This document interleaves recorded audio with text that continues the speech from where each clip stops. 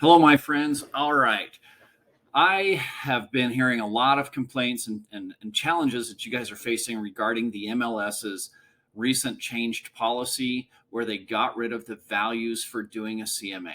So I just got off the phone with Brad Belke. I registered a complaint.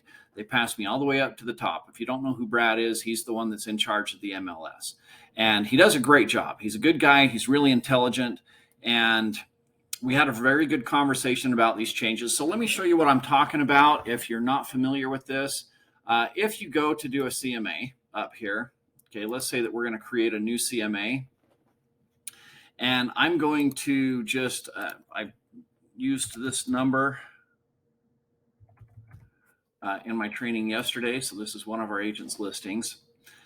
And I haven't seen the home, so I'm not going to be doing a real detailed CMA here. All right. We're just going to do it rough and dirty. So, all right, we've got an MLS number, 500 some matches. We're going to change the status here to sold. If I were doing a real CMA, I might include active and under contract as well. This gives me 17 matches here. That's good enough to run some numbers off of. All right. If I ever want to see the summary over here of what's being included, then I can do that. I could change some things. I could go back.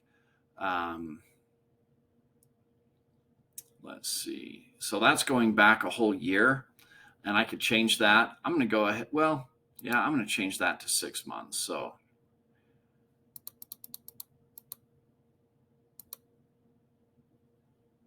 okay, we'll say from the start of the year, and that halves our number. So we've got 9 comps for this property, right? So we view the results. We select these, and then we go down to a CMA report. All right. And this is where the problem comes in. In the past, for adjustments, we used to have some fields automatically fill in down here, and those have been taken away. So what I want you to do right now is these historic factors. These are the numbers that used to be there. Take a screenshot of this. If you don't have these, if you don't have any numbers to work on, these are the old historic values that used to be there.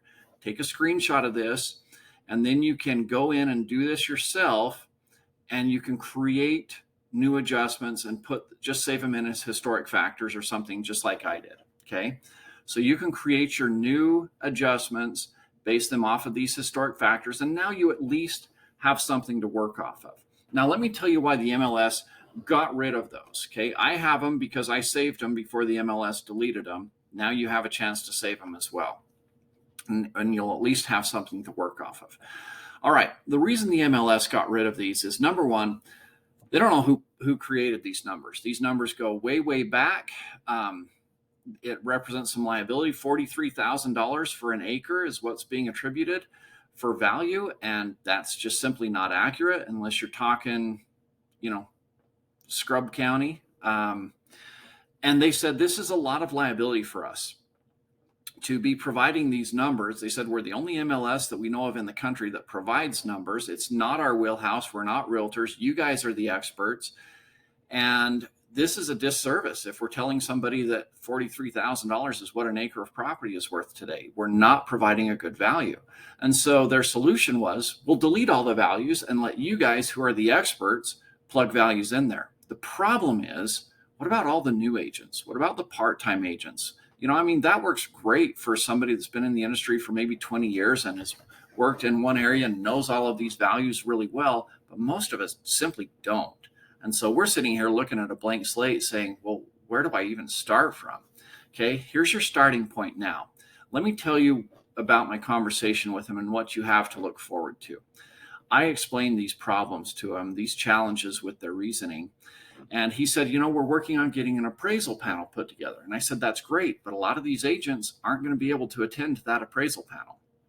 I said, what I would like to see is having you work with these appraisers and putting the value in there, maybe per county. And he said, you know what? I've actually had a thought and even have called a couple of the CEOs of the local boards.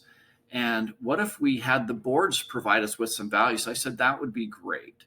And so that's what we're going to be working on. Hopefully we'll see that in the future, where the local boards, so the Cache Valley Association, provides some adjustment factors they're appropriate for Cache Valley. And the Brigham Tremont Association provides some values that's appropriate for the Brigham Tremont area, and so on throughout the state. And then we'll all have some uniformity. We're not all making up our own numbers and then fighting with each other over why we think ours are better than theirs. We can use the appraisers to help bring some of these numbers together so that we're not fighting with appraisers as well. I think it's a really good solution. It's going to take a little bit of time to get there and to build that out and to work with the local boards, but the final product should be a lot better than these historic values that are honestly pretty out of date and not great values. But until then, screenshot this. It'll give you a starting point, and at least, and most of us still are working off of these historic values, and so we'll have some uniformity there. Hopefully that helps you guys. Thank you. Have a great weekend.